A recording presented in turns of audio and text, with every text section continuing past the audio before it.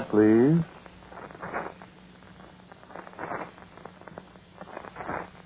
Quiet, please.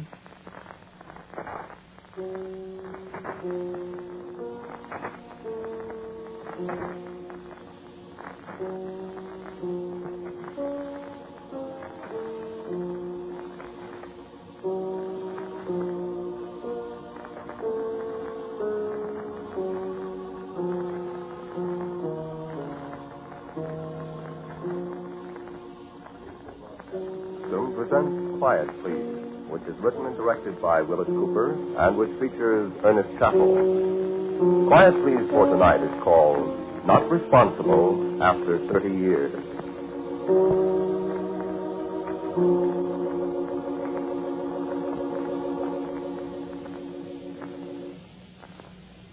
I suppose I'm glad to be out again. It's close to Midsummer's Eve again. I've got a date for that night. I've been thinking about the date all the time I've been in Dartmoor, planning how to get back to the circle and everything. And those 3 years have gone pretty slowly. Pretty slowly. Listen, the British prisons aren't like the ones at home. They don't fool around here. Well, they're fair, all right, I suppose, but British prison food isn't exactly what I'd order. And those gray uniforms stamped with a broad arrow are pretty depressing. In for? Why, I was in for stealing. Stealing a wristwatch, to be exact. 3 years ago, just about this time of the year. Stealing a wristwatch off a skeleton's arm.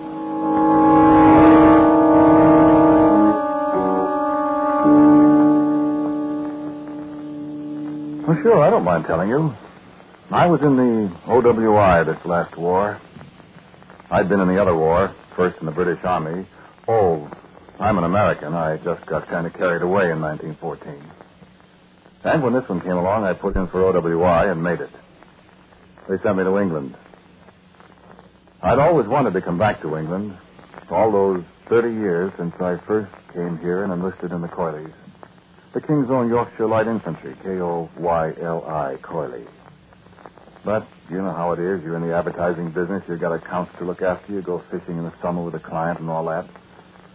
So the OWI was what you might call a heaven-sent opportunity. Well, anyway, forget the war if you can. I want to tell you about Midsummer's Day, 1945. This end of the war was over, you see.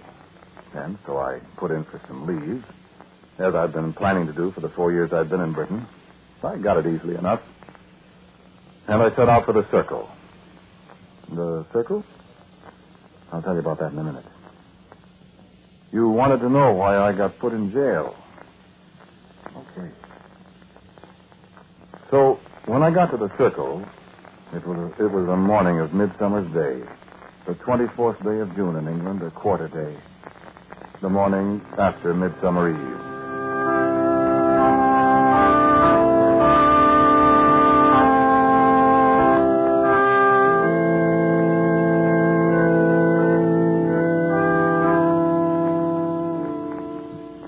Well, I hardly recognized the place, well as I knew it. At first I thought they were digging some kind of fortification or something.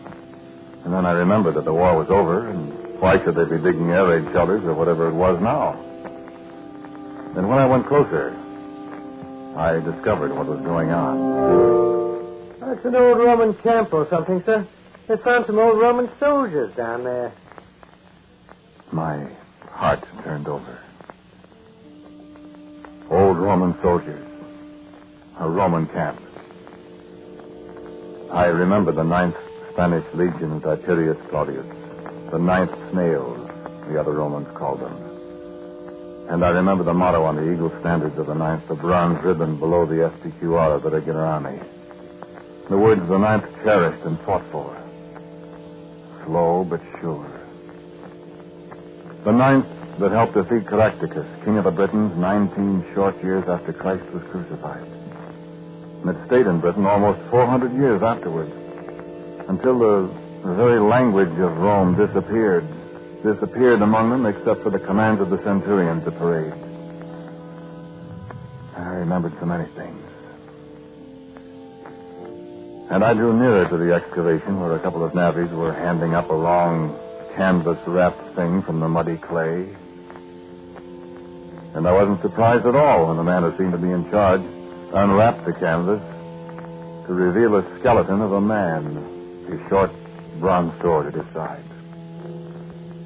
And on his left arm, dangling loosely from the muddy white ulna, an Elgin wristwatch of the vintage of 1915. Yes, of course the archaeologists were thunderstruck. No, nobody had lost a watch in the pit. No, it couldn't be anything but the skeleton's own watch. Well, they couldn't slip it off the bones of the hand. The metal band was too small, and it had corroded so that it couldn't be unstrapped. Nobody thought to ask the American in the OWI uniform if he knew anything about it. I could have told him a lot about it. I could have told him what they'd discover if they cleaned the watch and wound it up. I could have told him who the dead man was. And I could have told him that it wasn't his watch. After all, it was mine. So, I stole it. But, of course, they caught me, and that was 3 years ago. Today, they let me out of Dartmoor with a little time off for good behavior. And tonight, I'm going to find that watch, and I'm going to steal it again. Then I'm going to clean it very, very carefully. And I'm coming back to the circle. And when the watch is wound and running, I hope it will run. Well, it's been underground there for 30 years. Or is it... Well, the Roman legions left Britain in the year 411 A.D. That's more than 1,500 years ago.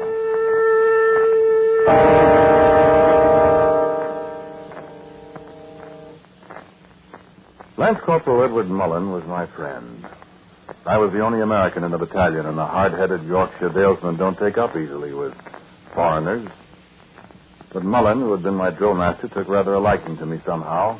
Then, between the chores of slow pipe and Form 4's two-deep quick march, we found quite a good deal in the way of common interests, particularly English history. We could see the towers of York Minster from our drill ground, But I wish you could meet Edward Mullen. Aye, lad. The old wall that Severus built in the year 208 ran straight across yon field over there. Aye. York's always been a garrison town. There was Severus, and then Constantius about 100 years later. And Constantius, he died by yonder clump of trees, they say. I suppose they dig up a lot of Roman relics and stuff, huh? Around here? Oh, aye. Old pieces of armor, coins, and that sort of thing. And occasionally part of a skeleton. This is a lively place in the old days, Yank. Yes. I wish I had a chance to see more of it. Well, perhaps we could wangle a day off and have a deco of things. Wish we could. Well, Sergeant Major's an old pal of mine. See what I can do, eh? Oh, boy. You like it, eh? Not us. Don't come that cockney stuff on me, lad. You know, I think bloody coal streamers. Where could we go, for instance, Corporal? You know some places where we could find some stuff? A coin or something? I do know. I know a score of places. Hey, ever hear of Druids? Druid? Sure. Used to go around in white robes with mistletoe in their hair and play harps and do magic tricks. I wouldn't be quite so flip about Druids, Greg. Huh? You know, there's people about that take Druids somewhat serious. In this day and age? Aye. Huh. What'd you ask about it? Well, I know where there's a Druid circle. Where they used to meet? Aye. Well, maybe they still meet. Oh, now, come on. You know what tomorrow night is, Greg? 23rd of June. Uh-huh. Have you got guts, Yank? Well, I suppose so. Guts enough to go to a druid circle on Midsummer's Eve? Huh? Well, why not, for Pete's sake? Well, you'll not get frightened and run away and leave me. Well, of course I won't. Why should I? It just might be, lad, that you might see something you might not be expecting, like. What? Oh, I don't know. But I knew a man from Huddersfield, over in the West Riding. He made a wager he'd stay all night alone in Druid Circle on Midsummer's Eve. And did he? They found him there in the morning. Well, what did he see? He couldn't tell. He could only just slobber like a baby. He was raving mad. I don't believe it. Nobby Clark, his name was. From Huddersfield. Well... oh, I don't know.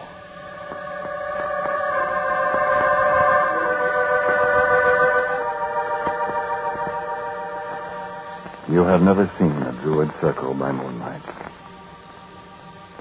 I want you to picture tall, wide-spreading oak trees, hundreds of years old. I want you to see a circle of great stones, twice as tall as a man, casting long black shadows across the grass. I want you to hear the little night wind rustling the leaves of the ancient oaks, sounding like the far-off, whispered conversation of a great conclave of beings from another world. See the moon, dead pale in the sky above, and feel the oneness of all nature in the whispering silences. And know that you are very close to an infinite something. Sense that you, who came to watch in the Druid Circle on Midsummer Eve, are being watched. And there is nothing to see. Nothing but the grim old monoliths standing in a silent circle and their lengthening shadows reaching out to the two soldiers crouched under the low-hanging branches of the oaks. There is nothing to hear. Nothing but the rustle of the leaves and the quickened breathing of the man beside you in the dark. I looked at my watch. It lacked less than a minute of midnight. And as the hand slowly crept to the hour, a veil seemed to come over the moon, though the sky was cloudless. And there was the sound of a deep-toned bell, clanging thunderously once and echoing across the empty glade. And suddenly the glade wasn't empty anymore.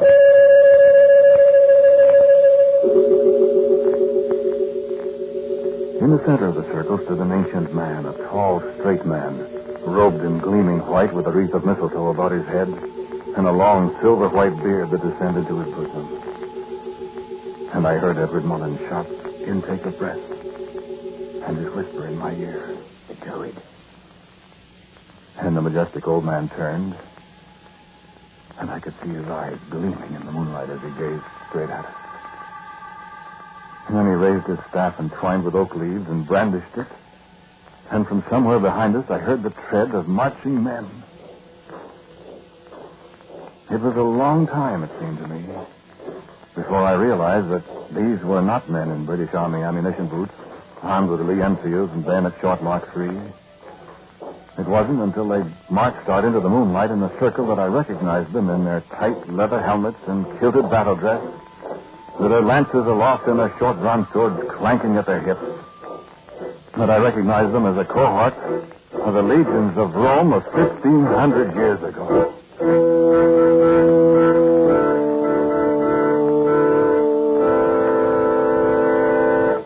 I have not much memory of what happened after that for a while.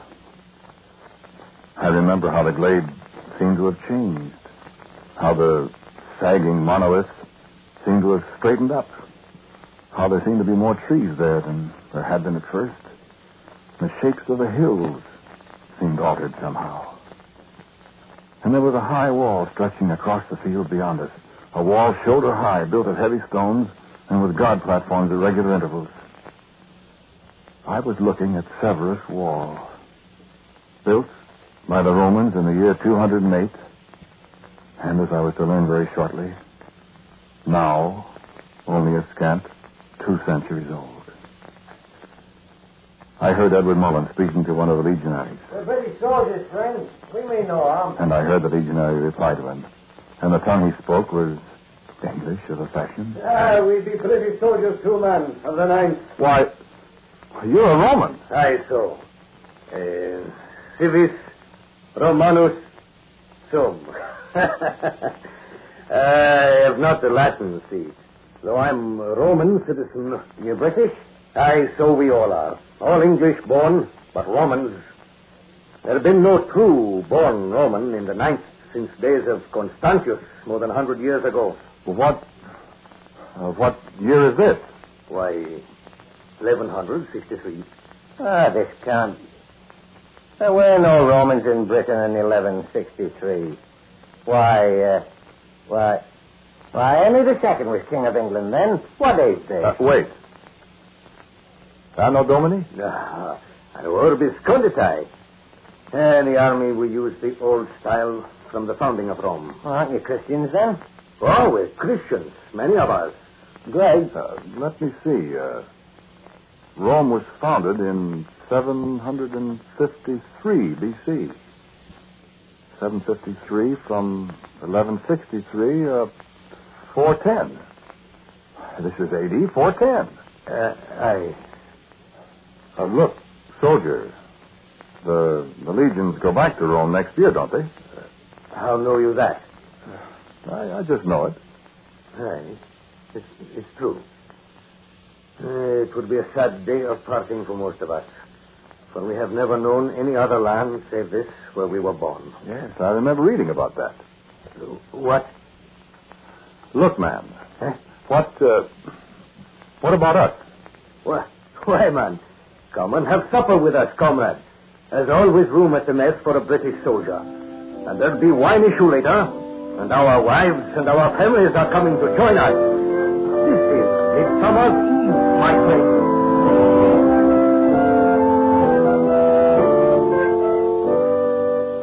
I could tell you about that Midsummer's Eve. I could tell you about the songs and the stories our new comrades told us about fighting the outlaws who swarmed down from the north to shatter themselves against the stones of the Wall of Severus. And I could tell you of the women, the wives and daughters of the legionaries, the ones who danced, the ones who poured the heavy, sour red wine and drank with us out of sweaty leather helmets. I could tell you of Lance Corporal Edward Mullen brimming with that wine, drilling a squad of Roman soldiers, teaching them the manual of arms with their lances, even to the aloe of the right foot against the heel of the left when they came to present. And me, I was applauded loudly when I stood forth and declaimed, Arma Verumque Cano, and followed right through in my best Lakeview High School elegance until I fell flat on my face at the 6th line. And flat on my face I was when the sun came up on Midsummer's Day in the year of our Lord 410. Flat on my face with 60 Roman legionaries, none of whom had a worse hangover than the one I sported. That was when I discovered a strange thing. My watch was running backward. Perhaps that was an effect, not a cause. Perhaps the Druid had laid a spell on it that made it, in time, run backwards. Perhaps the going backward in time had affected the watch. I don't know even today. But I have an idea. And tonight, I'm going to find out. The legionaries accepted us. We accepted them, as soldiers are quite apt to do. In time of war, everything is wrong. We were there. We saw no way of returning, so we refused to bother our heads about it. Well, perhaps we were influenced by Elaine. Elaine, the daughter of our friend, the legionary who had first greeted us. His name was Spurius Decius Athelstan Horgreek. Elaine and I fell in love with her. And Edward Mullen fell in love with her. I remember how we talked one early fall day beside the wall. Elaine and I. I do hate to go. Well, your father will probably be discharged as soon as he gets back to Rome, and you'll just have to come back here. I'd like the trip. Well, I'd take you to Rome, Elaine. Would you, Greg? And not in a troop ship either. I'd like that. Elaine. Hmm? What if I asked your father? Well, May I? no, Greg, don't. Well, why not? Well, Don't you love me? I love you, Elaine. I like you, Greg. I try to make you very happy. Greg, Well, no. when you come back then? Elaine? When I come back, Greg, Mullen and I are going to be married. And I talked to Edward Mullen, my friend. And he talked to me. I don't know what to say, Greg. I know you love her. Yes. But, Edward, I can't stay here then. Why? Well, I can't stay here and see you and Elaine. I just can't do it. It's not... I can't do it. You'll have to stay, Greg. No. But why? Elaine likes you. Look, old boy. We're friends, aren't we? Of course we're friends. But don't Let's you... always be friends. Well, where could you go? Maybe I should go back, Edward. How? I'm going to find the Druid. You don't know where he is. I'm going to the circle. Greg, now don't be a fool. No. Well, what if you can't find him? The Legion will be gone soon. I'll go over the other side if I can't get back where I belong. You won't do that. Listen, Edward, I can do as I please. Greg, Can't you see that I don't ever want to see you again? Can't you understand that you're taking from me the one thing? It was a fair contest, Greg. Fair contest or no fair contest, do you think I'm going to stay here in this godforsaken place and see you in Elaine every day? Well, don't you understand? I'm sorry, Greg. I've got to leave. I know. I hope you'll forgive me someday, old friend. I'll never forgive you.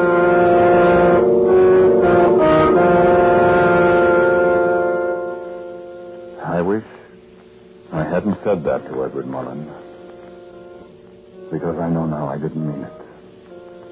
I knew I didn't mean it a few short hours after I'd said it. I went to the circle that night. At midnight.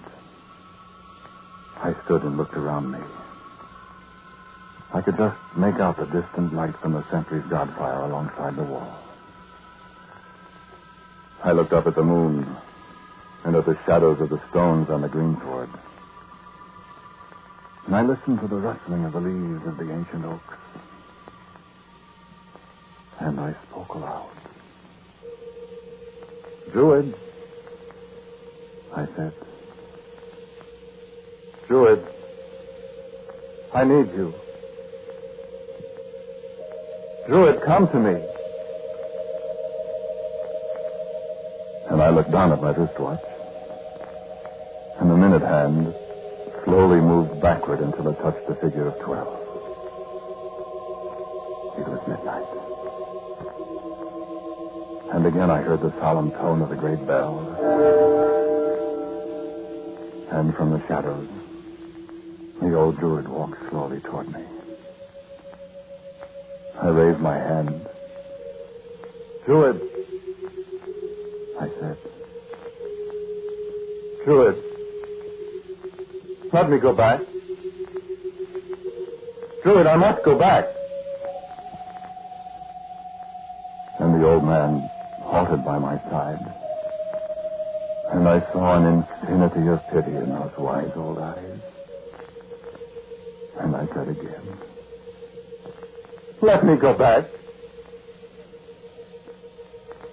I felt his hand on my arm. And he unfastened my watch and held it up. And from the shadow under the great oak, Edward Mullen and Elaine came toward me. Silently, he fastened the watch on Edward's wrist, and Edward raised his other hand in solemn, final salute. And as the Druid lifted his staff and a veil seemed to slip over the moon, there was a sudden scream from Elaine.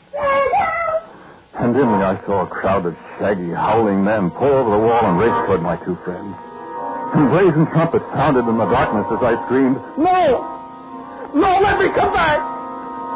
The wild, savage men of the North had chosen that moment for their attack.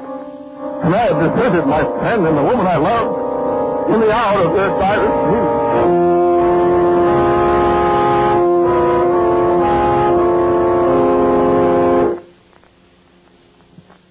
And it was 30 years ago that the red-capped MPs found me and got me back to camp. But they never found Edward Mullen, once Lance Corporal of the King's Own Yorkshire Light Infantry, and late legionary in the 9th Legion of Rome, the slow but sure legion. So now Midsummer's Eve is nearly here, and I must have my watch back.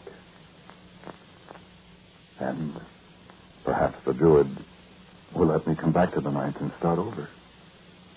Maybe I can help if I can get there in time. Maybe not.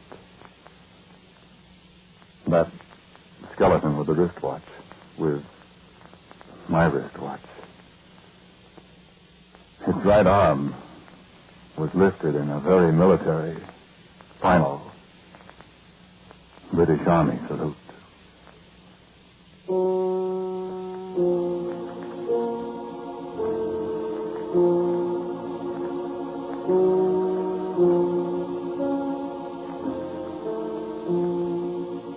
The title of tonight's Quiet Please story was Not Responsible After 30 Years. It was written and directed by Willis Cooper, and the man who spoke to you was Ernest Chappell. And J. Pat O'Malley played Edward Mullen. The legionary was Court Benson, and his daughter Elaine was Nancy Sarden. As usual, music for Quiet Please is played by Albert Berman. Now for a word about next week, my good friend Willis Cooper. The people you heard tonight are not intended to be anyone you know or even anyone you don't know. They're products of my typewriter and as fictitious as all get out. And next week's Quiet Please story will be entitled What the Lilies Consider. It's about a man who loves flowers and vice versa. And so, until next week at the same time, I am quietly yours, Ernest Chappell. Tonight's Quiet Please show was especially written for your enjoyment, with the hope we would please many people with many different tastes for many different reasons. You like Quiet Please for one reason, and you for another. And that's just as it should be. For we in America aren't stamped with a mold. We have our differences in tastes and talents, in hopes and ambitions, in color and creed. Our American differences have resulted in a variety of contributions which have made our country great and kept us free. Today, as America seeks to establish peace in the world and to continue prosperity at home, our differences must not divide us or hamper our efforts. On this Flag Day of 1948, let each of us pledge to wipe group prejudice out of our lives by meeting every American as an individual. This program was heard in Canada through the facilities of the Canadian Broadcasting Corporation. This is the Mutual Broadcasting System.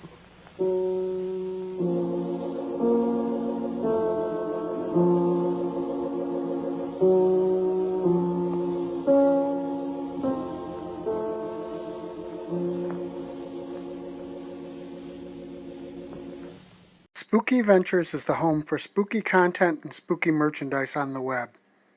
Check it out today at spookyventures.com. And remember, always keep it spooky.